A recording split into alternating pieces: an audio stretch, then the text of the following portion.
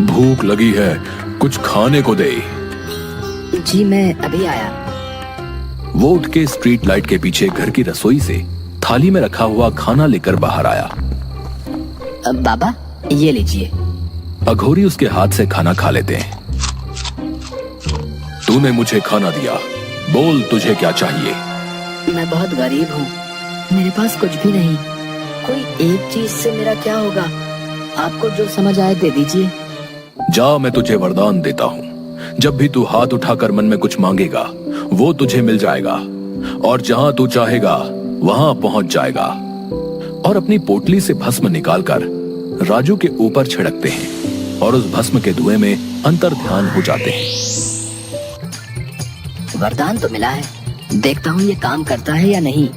राजू आंख बंद करके हवा में हाथ उठाता है और मन में कहता है, मुझे भूख लगी है, मुझे खाने के लिए दही जलेबी चाहिए। उसके सामने एक थाली जलेबी और दही आ जाती है। अरे वाह, ये तो कमाल हो गया। फिर बैठकर दही जलेबी मजे से खाने लगता है। राजू मजे में बाजार में टहल रहा है। गांव के ताऊ राजू से, अरे राजू, क्या बात है, आजकल तुम बहुत घूमते रहते हो, पढ़ाई लिखाई करते नहीं दिखते। नहीं करता, मुझे अब कोई पढ़ाई की जरूरत नहीं। बेटा, पढ़ने लिखने की जरूरत तो सबको होती है, तुम्हें कैसे नहीं। कहा ना मुझे नहीं है, मैं ऐसे ही सब कुछ पा सकता हूँ। ताऊ राजू की झुंझलाहट देख करके चुपचाप आगे निकल जाते हैं। इन लोगों को क्या पता कि मेरे पास शक्ति है, मुझे पढ़ने की क्या जरूरत। राजू आगे बढ़ता है और उसे एक कपड़े की दुकान में लगी शर्ट अपने लिए अच्छी लगती है। राजू खुशी से आंखें चमकाते हुए, ये कपड़ा मुझ पे बहुत अच्छा लगेगा। राजू हाथ ऊपर करके मन में, ये कपड़ा मेरे घर की अलमारी में पहुंच जाए। और वो कपड़ा वहां से गायब हो जाता है। दुकानदार परेशान होते हुए बाहर आता है। अरे मेरा कपड़ा कहाँ गया? हे भगवान, ये कैसा जादू है। राजू दुकानदार को परेशानी में देखकर हंसता है और आगे बढ़ता है।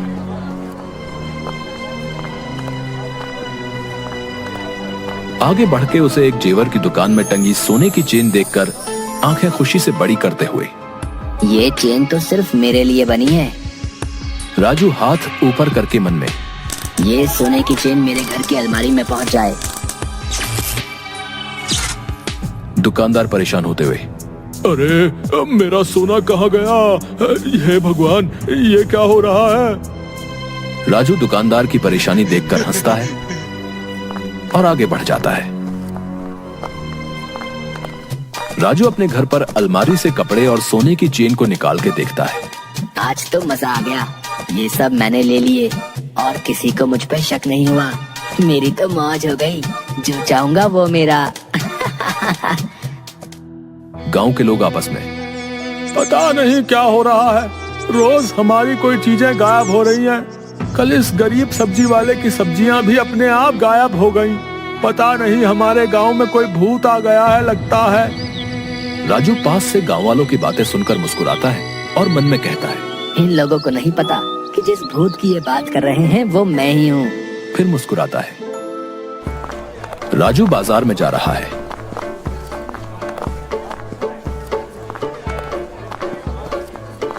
पीछे से एक बूढ़ा भिखारी, बेटा कुछ खाने के लिए दे दो।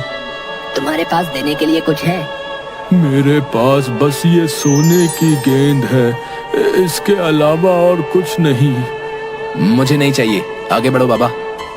राजू मुड़ता है और हवा में हाथ ऊपर करके मन में, ये सोने की गेंद मेरे पास आ जाए। गेंद राजू के हाथ में आ जाती है। एक बूढ़े आदमी को सोने की गेंद की क्या जरूरत? बूढ़ा भिखारी अपनी सोने की गेंद को गायब देखकर परेशान होकर, अरे मेरी सोने की गेंद कहाँ गई? मेरी सोने की गेंद अभी तो मेरे पास थी, कहाँ गई? राजू बूढ़े भिखारी की बात को अनसुना करके आगे बढ़ जाता है। तभी पीछे से तेज आवाज आती है, रुको।